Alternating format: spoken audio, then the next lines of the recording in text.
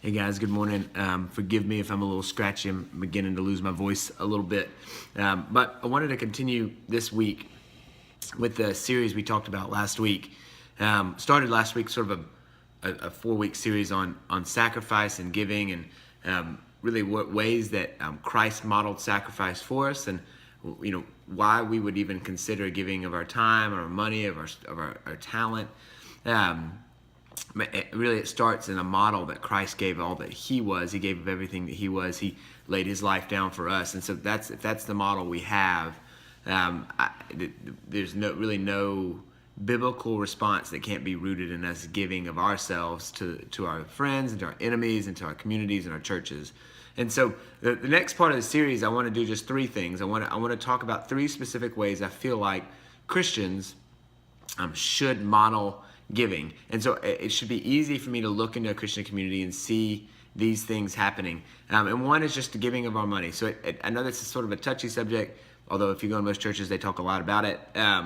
There should be a model by which Christians tithe and give to the church.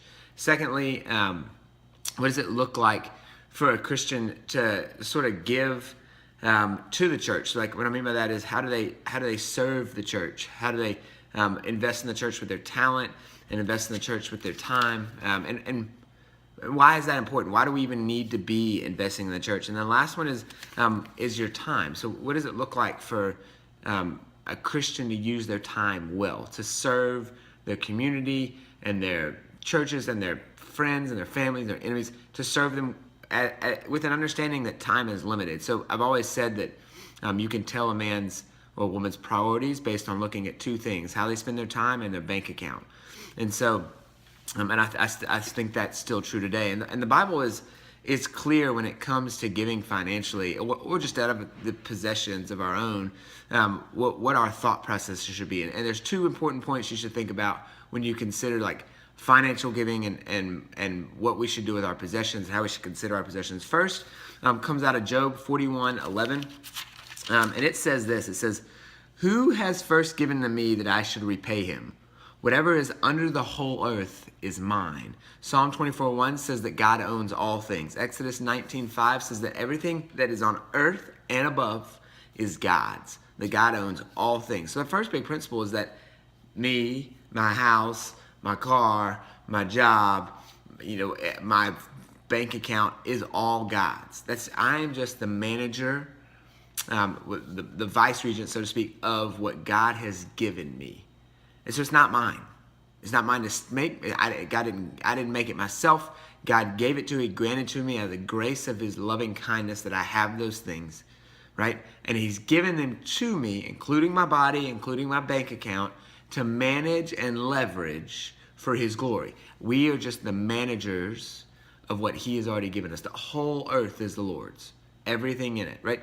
God's bank account is big because he owns every bank account, right? And so I think that has to be our starting perspective, for mainly because we get possessive, right?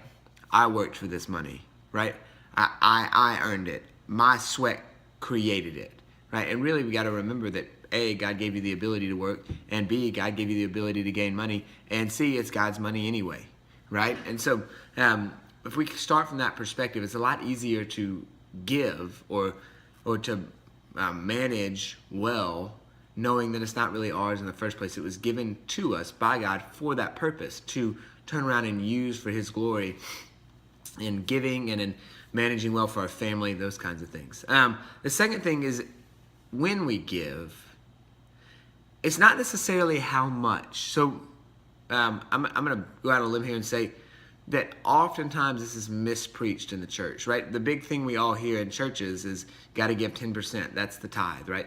They pull that from an Old Testament scripture reference that loosely connects to how much we should give. Really the point and the weight of scripture, if you were to read about financial giving to the church, is really give as you feel called. Give until it hurts a little bit.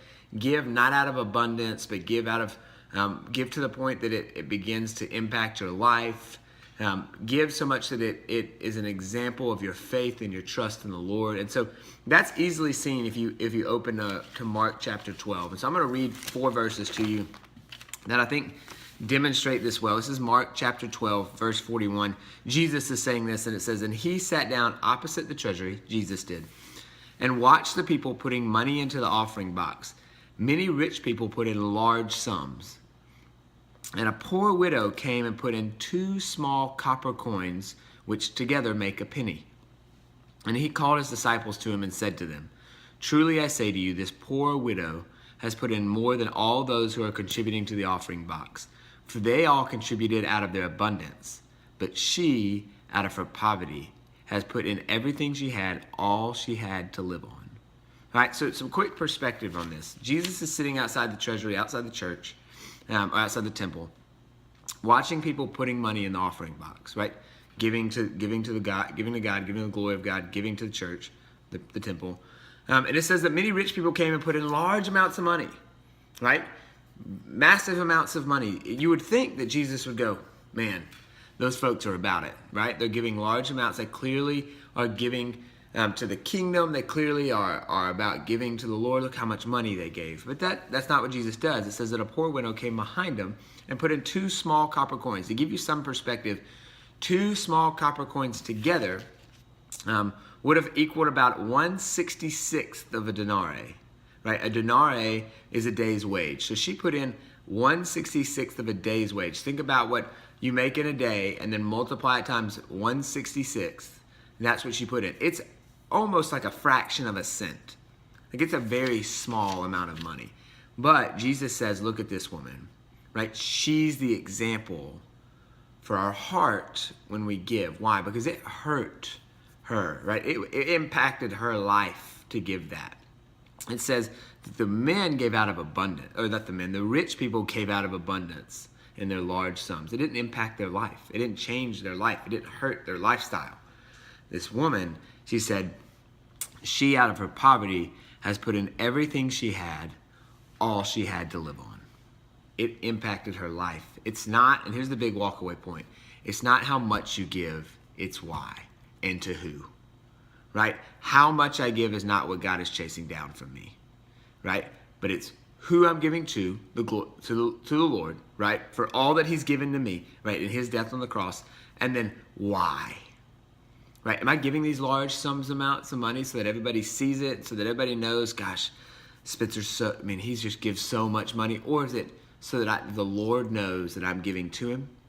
Right? It's done from a position of meekness and humility. Right? It's not how much, it's how and why. This lady sort of under the radar slid in, dropped 2 copper coins in, and slid out. And Jesus goes, this is the model. Right? She gave so that it impacted her life. She gave to the glory of God, and she did it with humility and meekness, right? Christ's model for sacrifice for us on the cross, we can't match that, right? That's the picture of giving we have, is Christ giving his life, right? It impacted him. It changed him. It literally, he died, right? That's the impact. That's the model we have for giving. The biblical mandate for our giving financially to the church and to organizations and to missions is that we would give to the point that it impacts our lifestyle out of a desire to make much of the Lord, glorify the Lord, and put our full faith and trust in the Lord. Excuse me. Because he deserves it, and he's faithful, and he's trustworthy, right? I'm not saying that you have to give away your whole savings account. I'm saying be fiscally responsible, but biblically, this what we see in Mark 12 says, man, just give so that it impacts your life. Give so that it forces you to put more faith and trust in the Lord. Give so that it hurts you a little bit, changes your lifestyle a little bit. That's the model we see in Mark 12. And my hope for you guys is that you'll see that and see that there is great joy in that. Right? If you read Philippians, you see that Paul really talks about fragrant offerings being a joy to give, right? And that we should give out of the abundance of our heart, like give so that it creates a joy, right? Giving isn't a burden.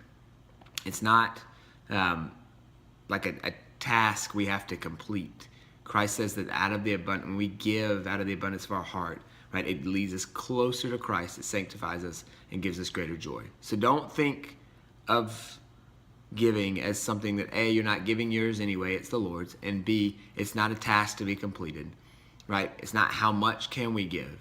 It's who are we giving to, why, and may the joy that comes from true giving to the Lord, be something that exudes in your heart. Love you guys. Talk to you next week.